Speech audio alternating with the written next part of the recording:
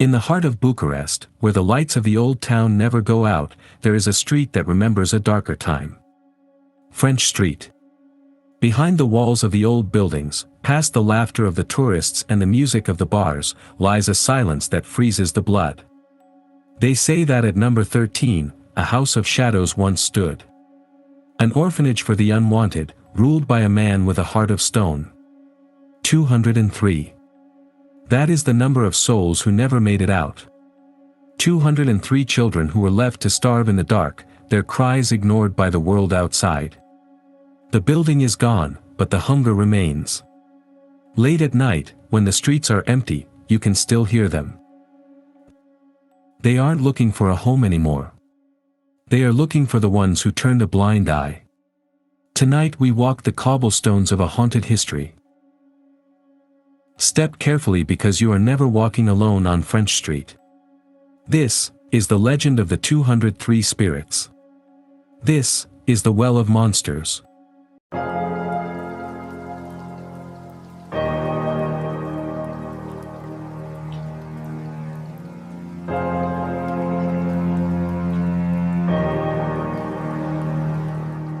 To understand the horror of number 13, you must first breathe the air of the old town in the 1800s. It wasn't the romantic little Paris of the postcards. It was a city of open wounds. French Street was a narrow, claustrophobic artery of mud and jagged river stones. Imagine the ground, not as solid earth, but as a black, oily sludge, a mixture of horse blood from the nearby slaughterhouses, raw sewage, and the coal ash that fell from the sky like black snow. Every time a carriage passed, the wheels didn't just rattle, they churned up a stench so thick you could taste it on the back of your throat, a metallic, rotting sweetness that clung to your clothes like a shroud. At the heart of this decay stood Stavrake's orphanage. It was a tall, skeletal building made of porous brick that acted like a sponge for the city's misery. The walls were never dry. They wept a cold, salty slime that turned into black mold in the corners of the rooms. The windows were small, sunken deep into the masonry like the eyes of a skull, covered in a layer of soot so dense that noon felt like twilight and twilight felt like the end of the world. If you stood outside at midnight, the city was never truly silent. Beneath the howling of the stray dogs and the wind whistling through the cracked chimneys, there was a rhythmic, wet sound coming from the basement vents of number 13. It was the sound of small, feverish heads hitting the damp walls in a collective, mindless trance of hunger. The neighbors? They lived in a state of calculated blindness. They walked past the building with silk handkerchiefs pressed to their faces, soaked in vinegar or lavender to drown out the smell of unwashed bodies and slow death. They saw the tiny, gray hands reaching through the iron grates at street level, hands that looked more like bird claws than human fingers, but they looked away. In their world, an orphan wasn't a child, it was a ghost that hadn't finished dying yet. Inside, there was no furniture. Only the long room. A hallway of bare, freezing stone where 203 children were packed so tightly that they had to sleep standing up or curled into one another like a ball of worms. There were no blankets, only the heat of the person next to you, until that person went cold. Stavrake didn't use lamps. He saved the oil to sell it. The children lived in a world of tactile horror, feeling the rats run over their feet, feeling the dampness of the walls, and hearing the scratching of their own fingernails against the brick. It was a factory of silence, where the only thing that grew was the darkness. The house at number 13 had a soul, and that soul was a man named Stavrake. To the high society salons of Bucharest, he was a pillar of the community. A man of iron will who gathered the forgotten into his arms. They saw him in the gaslight of the grand cafes, dressed in a long charcoal black wool coat that smelled faintly of expensive tobacco and lavender. He was the picture of Victorian piety, a widower of the world who had dedicated his gold to the broken. He spoke in a low, practiced hum, a voice that sounded like a prayer, convincing the wealthy to open their purses for the poor little souls under his care. But when the heavy oak door of French 13 clicked shut behind him, the mask melted into the stone. If you saw him in the dim, gray twilight of the orphanage, he looked like a creature carved from the very dampness of the walls. He was tall and unnaturally thin, his frame so skeletal that his clothes seemed to hang off him like rags on a scarecrow. His skin was the color of old parchment, yellowed, waxy, and stretched so tight over his high cheekbones that it looked like it would snap. He had the eyes of a deep-sea predator, glassy, unblinking, and devoid of any warmth. They didn't see children, they saw decimals. He looked at a starving boy and didn't see a tragedy, he saw a line item that was costing him 3 copper coins too many. His most terrifying feature was his hands. Long, spindly fingers, permanently stained at the tips with the black, acidic ink of his ledgers. He didn't kill with a blade. He killed with a pen. He was a merchant of human silence, a man of lethal mathematical precision who had calculated exactly how much hunger a human body could endure before the light went out. He didn't just walk, he glided through the silent hallways, the silver keys at his waist clinking softly, a sound the children learned to fear more than the dark. Because when the keys rattled, it meant the merchant was counting. And someone was about to be deleted from the books. Stavrake didn't hunt in the shadows. He hunted in the open, under the banner of mercy. He had agents, snakes in silk, who frequented the city's poorest hospitals and the back alleys of the city. When a desperate mother, starving and broken, couldn't feed her newborn, Stavrake was there. He wasn't a monster to her, he was a saint. He would press a few silver coins into her hand, sign a paper she couldn't read, and take the child into his black carriage. He targeted the invisible ones. The street urchins with no surnames, the bastards of the wealthy who needed to disappear to save a family's reputation. Once that heavy oak door at number 13 clicked shut, the child ceased to exist in the world of the living. They were stripped of their clothes, their names, and their voices. Stavrake didn't just run an orphanage. He ran a human warehouse. But why was he so cruel? It wasn't just sadism. It was profit. The state paid for a child to be fed 3 meals a day. Stavrake fed them once every 3 days. He fed them the black gruel, a mixture of warm water, sawdust, and the sweepings from the bakery floor.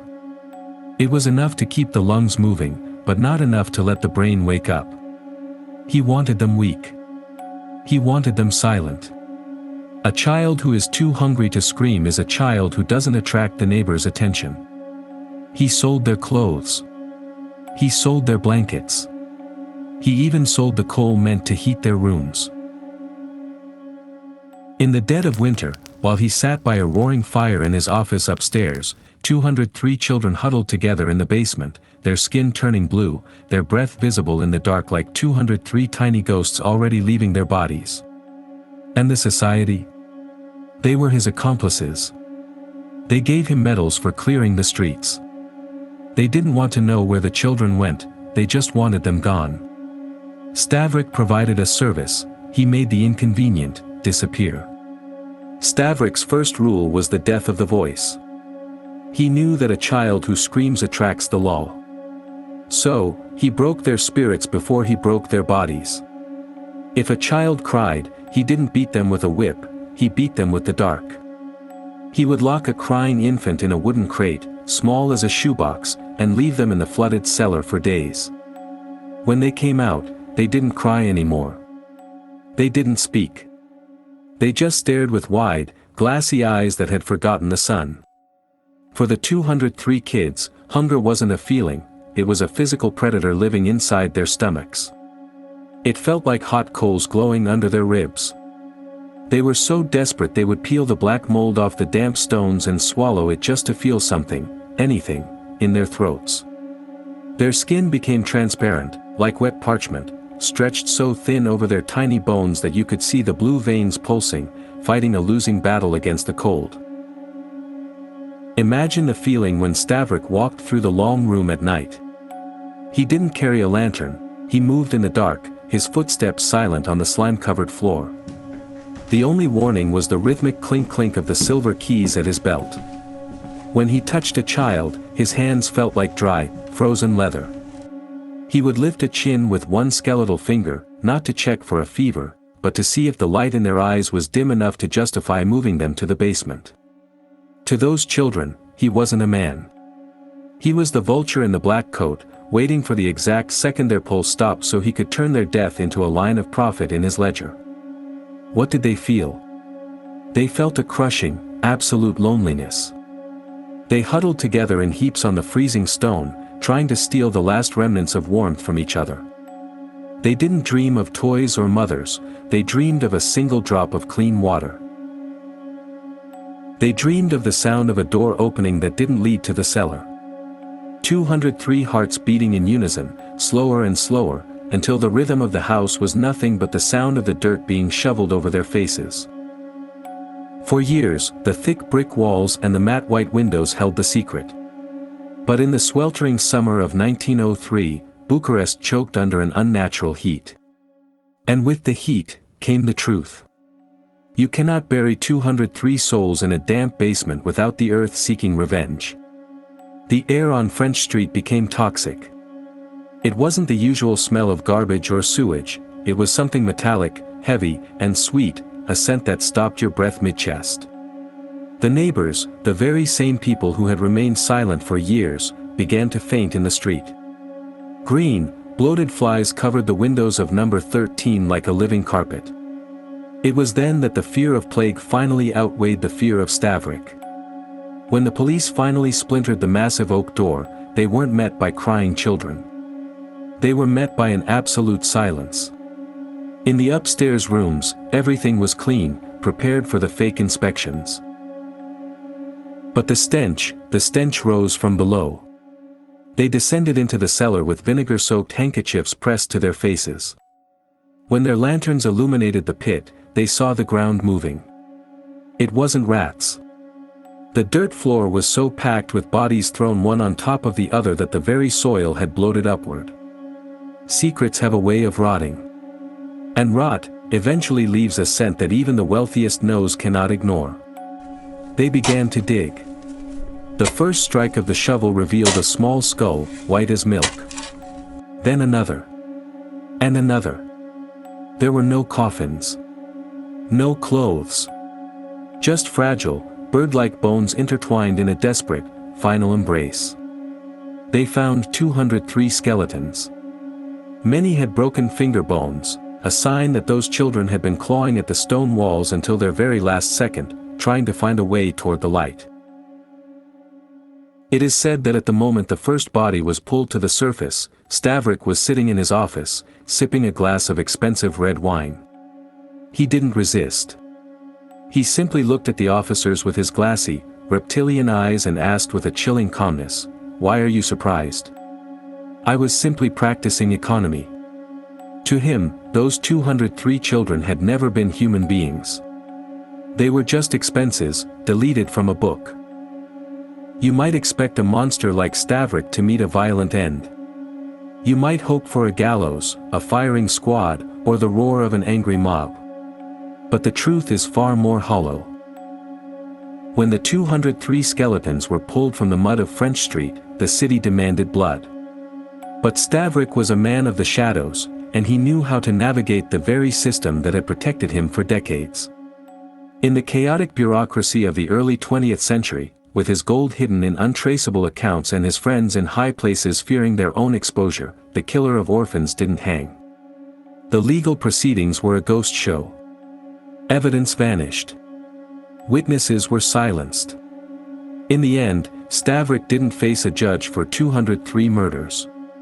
He was moved from prison to a darkened room in a state asylum, hidden away like the very children he once stowed in his cellar. He spent his final years in a gray, padded cell, far from the light of the grand cafes.